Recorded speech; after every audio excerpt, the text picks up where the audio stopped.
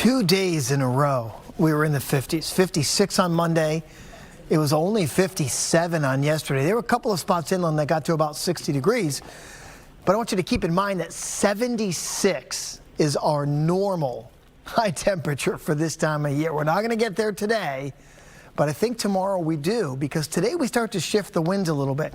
And that's what we need. We need to get rid of this north wind or any component of it.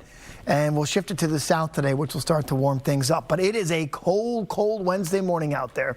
32 in Brooksville, 34 for Lakeland, frostproof. Yeah, it's a 28 I see in Wauchula, Punta Gorda. You are around freezing. You're at 33 with some low to mid 40s right along the coast. The winds are much lighter than they were, so not a huge wind chill to speak of. But because of those light winds, it also allowed for more what we call radiational cooling and allowing that temperature to fall and fall as that air moves up and up and up throughout the night and into first thing in the morning. I got a couple of high clouds trying to filter into the area today. Other than that, it's going to be beautiful. But we have this cold start.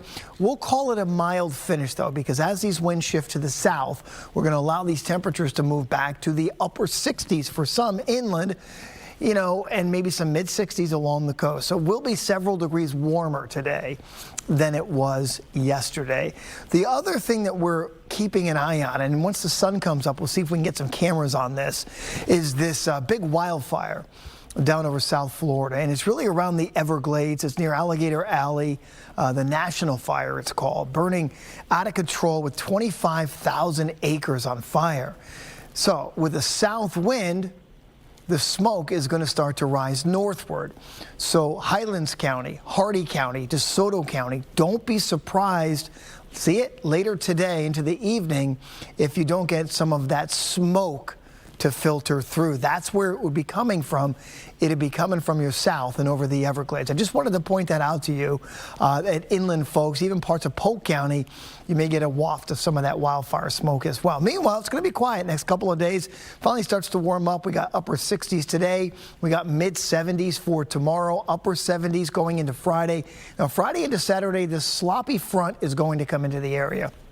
It's not going to do much, not going to cool us off at all, but it will be a little focus. It'll trigger to give us a few showers. Now here's Friday evening at 6 p.m., a few showers, and then you kind of roll through Friday night into Saturday morning, and we'll get a few more showers as well. Now, it's not going to be a tremendous amount of rain, but it will be something. That's Friday into Saturday. Sunny skies, cold start, pleasant finish. Your high in the upper 60s. Mid 50s in Tampa tonight. Inland and north, you're going to go down into the 40s. So it is going to be chilly again tonight, just not as cold. And then partly cloudy and seasonable tomorrow with your high of 76. Now, once we get to 80, which should be by Sunday, we're going to stay there for a while, folks. In fact, all next week projected to be in the 80s, okay? Yeah.